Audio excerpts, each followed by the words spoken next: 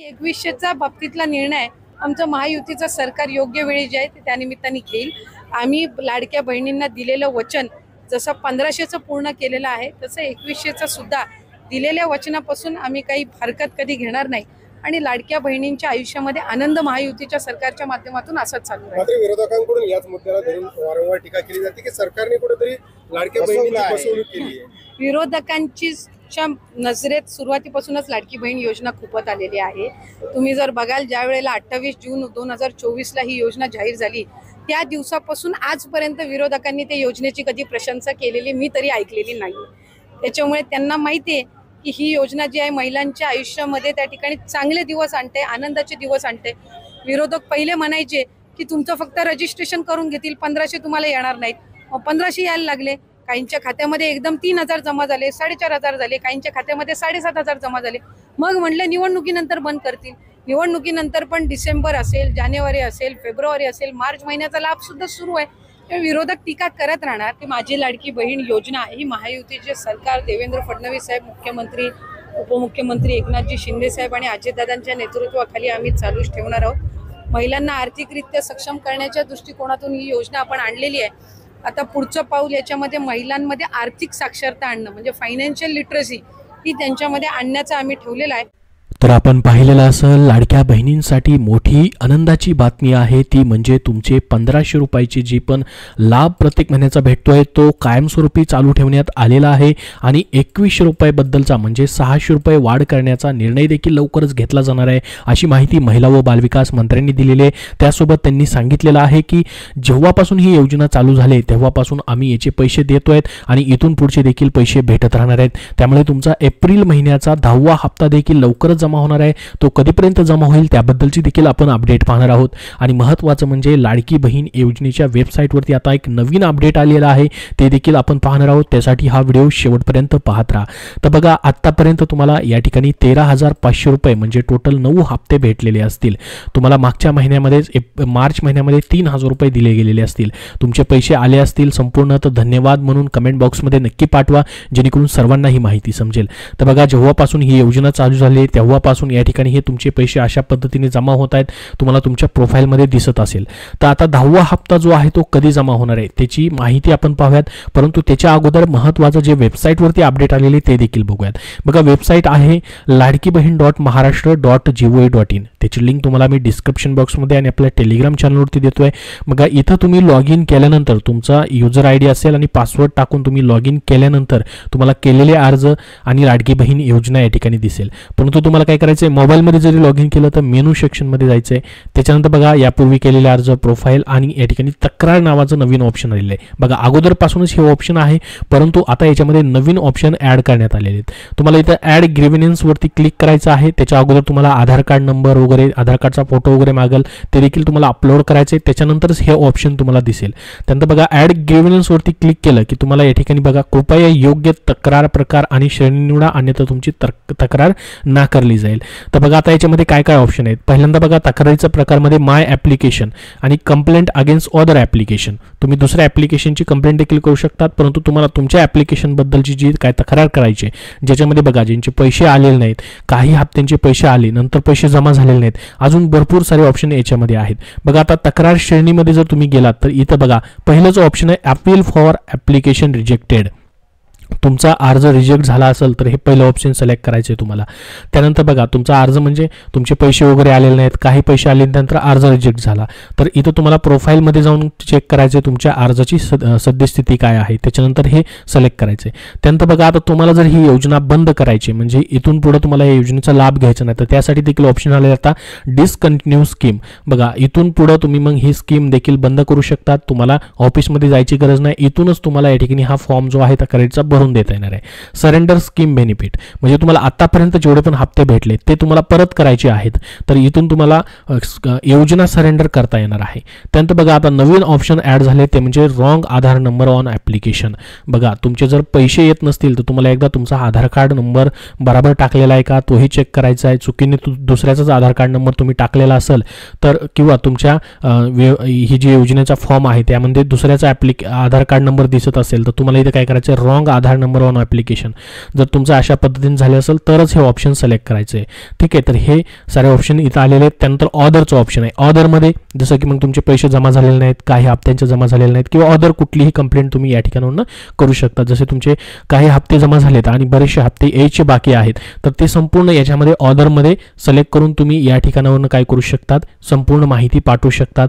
तर अशा पद्धतीचे हे नवीन ऑप्शन जे आहेत वेबसाईटवरती आलेले आहेत, हे देखील एकदा तुम्ही बघून घ्यायचं आहे. परंतु त्यासाठी तुम्हाला इथं लॉग इन करावं लागेल. तुम्ही जर वेबसाईटवरनं फॉर्म भरलेला आहे तर इथून तुम्हाला संपूर्ण माहिती करता येईल. तुम्ही तुमच्या ॲपवरनं फॉर्म भरलेला असेल तर तिथून देखील एकदा चेक करायचं लॉग इन करून ते ऑप्शन्स तुम्हाला येत आहेत का. तर बघा आता ही नवीन अपडेट आलेलं वेबसाईटचं आपण बघितलेलं आहे. आता लाडक्या बहिणींसाठी महत्त्वाची माहिती आहे ती म्हणजे या तारखेला तुम्हाला मिळणार एप्रिल महिन्याचा 10वा हप्ता. तुम्ही 10व्या हप्त्याची वाट पाहत असाल, आतापर्यंत दिलेले सर्व पैसे तुमचे खर्च देखील झालेले असतील. मागच्या महिन्यामध्ये तुम्हाला 2 हप्ते भेटले होते 3000 रुपयाचे. तुम्ही 10व्या हप्त्याची वाट पाहताय. आता 1500 रुपयाचा जो या ठिकाणी हप्ता आहे तो कंपल्सरी तुमचा चालू राहणार आहे, प्रत्येक महिन्यात भेटणार आहे. 2100 रुपयाबद्दल देखील लवकरच निर्णय होईल असं सांगितलेलं आहे. तर बघा, तुम्हाला वाटतं का 1500चे असेच या ठिकाणी कायमस्वरूपी हे पैसे भेटत राहावेत? जर तुम्हाला असं वाटत असेल, मोठा आर्थिक आधार याचा भेटत असेल, तर कमेंट बॉक्समध्ये एस म्हणून नक्की टाईप करा, जेणेकरून सर्वांना माहिती समजेल आणि ही योजना अशीच तुमची कायमस्वरूपी चालू राहील. तर बघा, आता एप्रिल महिन्याचा हप्ता मग कधी भेटणार त्याबद्दलची माहिती आपण पाहूयात. बघा, योजनेच्या बहुप्रतीक्षित 10व्या हप्त्याची वितरणाची तारीख आता निश्चित झाली असून हा हप्ता अक्षय तृतीयेच्या शुभ मुहूर्तावर महिलांच्या बँक खात्यात जमा केला जाणार आहे. मात्र त्याचवेळी राज्य सरकारकडून योजनेच्या लाभार्थ्यांची पडताळणी देखील प्रक्रिया सुरू आहे. त्यामुळे बघा, ज्या लाडक्या बहिणी अपात्र होतील त्यांना मात्र या ठिकाणी पैसे भेटणार नाहीत आणि अपात्र झालेले तुम्ही असाल तर तुमचे पैसे परत देखील घेतले जाणार नाहीत. ती देखील माहिती स्वतः मुख्यमंत्री, उपमुख्यमंत्री, महिला व बालविकास मंत्र्यांनी याच्या अगोदर देखील दिलेली आहे. तर बघा, आता जे अर्ज वगळले जातील त्यामुळे काही लाभार्थींच्या संख्येमध्ये बदल देखील होऊ शकते या महिन्यामध्ये.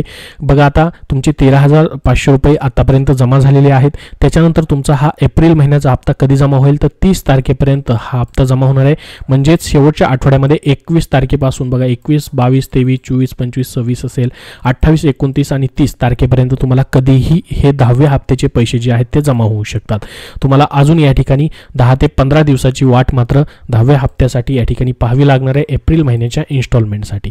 परंतु तुमचे 100% हे पैसे जमा होऊन जातील, तुम्हाला काळजी करायची गरज नाही, कारण की तुमचा हा प्रत्येक महिन्याचा आर्थिक आधार तुम्हाला भेटत राहणार आहे.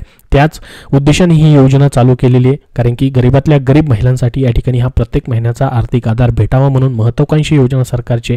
त्यामुळे बघा, 2025-26 साठी देखील 36,000 कोटी रुपयांची तरतूद देखील झालेली आहे. त्यामुळे हे वर्षभर तुमचा हप्ता जे आहे ते प्रत्येक महिन्याचा येत राहणार आहे. तर या तारखांना हे एप्रिल महिन्याचा हप्ता तुमचा जमा होऊ शकतो. तर बघा, आता मुख्यमंत्री माझी लाडकी बहिणी योजना जी आहे महिलांमध्ये अल्पावधीमध्येच खूप लोकप्रिय झाली. या योजनेअंतर्गत 21 ते 65 वर्ष जो वयोगट आहे त्या पात्र महिलांना हे प्रत्येक महिन्याचे आर्थिक मदत थेट त्यांच्या बँक खात्यात डीबीटीद्वारे डायरेक्टली दिली जाते आहे. तर योजनेची सुरुवात झाल्यापासून तुम्हाला 9 हप्ते दिले गेलेले आहेत, महिलांच्या खात्यामध्ये यशस्वीपणे या ठिकाणी जमा झालेले आहेत. आता तुम्हाला जर पैसे जमा झालेले नसतील काही हप्त्यांचे या ठिकाणी, तर त्यासाठी तुम्हाला सांगितलेलं आहे की वेबसाईटवरती जाऊन कशा पद्धतीने तिथं फॉर्म भरून द्यायचा आहे तो. आता एप्रिल महिन्याचा जो हप्ता आहे म्हणजेच योजनेचा जो 10वा हप्ता आहे तो 30 एप्रिल रोजी अक्षय तृतीयेच्या शुभ दिनी लाभार्थी महिलांच्या खात्यामध्ये जमा केला जाणार आहे अशी माहिती या ठिकाणी ही न्यूजमध्ये मिळत आहे. त्यानुसार आपण ही बघितलेलं आहे. तर बघा, यापूर्वी जर आपण बघितलं तर अशाच पद्धतीने जागतिक महिला दिनाचं औचित्य साधून देखील मागच्या महिन्यामध्ये 8 मार्च ते 13 मार्च दरम्यान तुम्हाला 2 हप्ते एकत्रित दिले होते. 2 टप्प्यामध्ये फेब्रुवारी आणि मार्च महिन्याचे 2 हप्त्यांचे मिळून तुम्हाला 3,000 रुपये खात्यात जमा करण्यात आले होते. तसंच या महिन्याचे देखील 1500 रुपये मात्र तुमचे एप्रिल महिन्याचे एकाच हप्त्याचे तुम्हाला महिन्याच्या शेवटच्या 30 तारखेपर्यंत म्हणजेच 21 तारखेपासून 30 तारखेपर्यंत महिन्याच्या शेवटच्या आठवड्यामध्ये या ठिकाणी जमा केले जाणार आहेत. तर या योजनेची व्याप्ती खूप मोठी आहे. जुलै 2024 पासून ते मार्च 2025 पर्यंत 9 महिन्याच्या कालावधीचा विचार केल्यास प्रत्येक लाभार्थी महिलेला आतापर्यंत 13,500 रुपयांचा लाभ मिळालेला आहे. बऱ्याच जणांना काही या ठिकाणी हप्ते देखील आलेले नाहीत. ते हप्ते या ठिकाणी पुढच्या हप्त्यासोबत कंबाईन करून देखील तुम्हाला येऊ शकतात, कारण की याच्या अगोदर देखील तसं झालेलं आहे. ज्यांचे पैसे याचे राहिले होते त्यांचे पैसे पुढच्या हप्त्यासोबत जोडून त्यांना एकत्रित देखील आलेले होते. कुणाकुणाला 10,500, कुणाला 7,500 असे एकदाच पैसे देखील जमा झालेले होते. तर उपलब्ध आकडेवारीनुसार सध्या राज्यातील सुमारे 2,52,00,000 महिला या योजनेचा लाभ घेत आहेत त्यांच्यासाठी सरकारकडून आतापर्यंत 33,232 कोटी रुपयांचा निधी देखील वितरित करण्यात आलेला आहे. 2025-26 साठी देखील या वर्षासाठी सरकारनं अर्थसंकल्पामध्ये 36,000 कोटी रुपयांची भरीव आर्थिक तरतूद देखील करून ठेवलेली आहे. त्यामुळे ही योजना जी आहे याचं महत्त्व जे आहे मोठ्या प्रमाणामध्ये अधोरेखित केलं जात आहे आणि ही वर्षभर आता पूर्णपणे योजना चालू राहील आणि पुढील 5 वर्षभर देखील ही योजना जी आहे ती बंद होऊ शकत नाही, कारण की ज्या सरकारने ही योजना चालू केलेली आहे ते सरकार एकदा सत्तेमध्ये पुन्हा एकदा आल्यामुळे हे योजनेसाठी तुम्हाला टेन्शन घ्यायची गरज नाही. तुमची योजना कायमस्वरूपी चालू राहणार आहे. तर बघा, एकीकडे या योजनेचा लाभ मोठ्या संख्येने महिलांना मिळत आहे, मात्र दुसरीकडे योजनेला यशस्वीपणे आणि पारदर्शकपणे पुढे चालू ठेवण्यासाठी सरकारसमोर मोठी आव्हानं देखील आहेत, कारण की योजनेचा केवळ पात्र महिलांपर्यंतच लाभ पोहोचावा यासाठी सध्या राज्यभरात महिला व बालविकास विभागामार्फत आपल्याला माहिती असेल पहिल्यापासून योजनेसाठी पात्र झालेल्या किंवा प्राप्त झालेल्या अर्जांची कसून छाननी आणि लाभार्थ्यांची पडताळणी प्रक्रिया देखील सुरू आहे. तर या तपासणीमध्ये जे अर्ज योजनेच्या निर्धारित निकषामध्ये बसत नाहीत, जो GR आलेला होता पहिलाच, निकष बदललेले नाहीत, नियम बदललेले नाहीत, परंतु त्या नियमानुसारच आता पडताळणी देखील सुरू आहे, त्यामुळे ते अर्ज बाद केले जात आहेत. बघा, तुम्ही आतापर्यंत तुम्हाला पैसे भेटत आलेले आहेत म्हणजे तुमचं या ठिकाणी तुम्ही पात्र आहात, इथून पुढचे देखील पैसे मग तुमचे भेटत राहतील. तर आपण जर पाहिलं तर या पडताळणीमुळे प्रक्रियेमुळे लाभार्थी संख्येमध्ये सातत्याने बदल होतात. तर काही महिलांचे वय 65 वर्ष पूर्ण झाल्यामुळे त्यांचा लाभ नियमानुसार आपोआप बंद होत असतो, तर काही महिलांनी स्वतःहून देखील या योजनेचा लाभ नको असल्याचं सरकारकडे त्याबद्दलचे अर्ज देखील केलेले आहेत. छाननीमध्ये इतर देखील निकषांची पूर्तता न करणारे अर्ज देखील रद्द होतात. त्यामुळे या ठिकाणी आतापर्यंत न्यूजमध्ये जी माहिती आहे त्यानुसार सांगितलं जातं की 11 लाख महिलांचे अर्ज अपात्र ठरवण्यात आलेले आहेत, परंतु ऑफिशियली महिला आणि बालविकास विभागाने आकडा जो सांगितलेला आहे तो फक्त 5 लाखचा आहे. 5 लाख लाडक्या बहिणींना अपात्र करण्यात आलेले वेगवेगळ्या कारणासाठी, अशा पद्धतीची माहिती स्वतः महिला व बालविकास मंत्र्यांनी ट्विट करून दिलेली आहे. मग त्याच्यानंतर पुढे अजून आकडा वाढलेला असेल तर त्याबद्दलची ऑफिशियली माहिती त्यांनी दिलेली नाही, परंतु न्यूजमध्ये सध्या 11 लाखाची या ठिकाणी माहिती येत आहे, परंतु ऑफिशियली जी महिला व बालविकास विभागाची माहिती आहे ती 5 लाखाची आहे. त्यामुळे या ठिकाणी लाडक्या बहिणींना टेन्शन घ्यायची गरज नाही. ज्या पात्र लाडक्या बहिणी आहेत त्यासाठी मात्र या ठिकाणी सरकार राज्यातील सर्व पात्र लाडक्या बहिणींना लाभ देण्यासाठी कटिबद्ध असल्याचं पुन्हा एकदा त्यांनी स्पष्ट केलेलं आहे. ही योजना कायमस्वरूपी आम्ही चालू ठेवणार आहोत अशा पद्धतीची माहिती दिलेली आहे. आता 2100 रुपयाबद्दल स्वतः उपमुख्यमंत्री एकनाथ शिंदे असतील, उपमुख्यमंत्री अजित पवार, मुख्यमंत्री असतील, त्यासोबत महिला व बालविकास मंत्र्यांनी देखील आपण व्हिडिओच्या सुरुवातीला पाहिलेलं आहे की त्यांनी सांगितलेलं आहे की आम्ही जे आश्वासन दिलेलं आहे त्यापासून आम्ही फारकत घेणार नाही. 2100 रुपयाबद्दलचा निर्णय आम्ही घेणार आहोत, योग्य वेळी घेणार आहोत, परंतु सध्याच्या अर्थसंकल्पामध्ये तो निर्णय होईल अशी अपेक्षा होती, मात्र तो झालेला नाही. मात्र त्याचा निर्णय जो आहे कधीही घेतला जाईल, त्यावरती काम चालू आहे असं त्यांनी सांगितलेलं आहे. 2100 रुपये देखील भेटणार आहेत, त्याबद्दल ते आम्ही सर्व वचन जे दिलेलं आहे ते पूर्ण करू असं स्वतः उपमुख्यमंत्री एकनाथ शिंदे यांनी देखील सांगितलेलं आहे. त्यामुळे सध्या तरी तुमचे जे 1500 रुपयाचा लाभ आहे तो मात्र तुम्हाला भेटत राहणार आहे. लाडक्या बहिणींना अशाच पद्धतीने आर्थिक आधार भेटत राहणार आहे.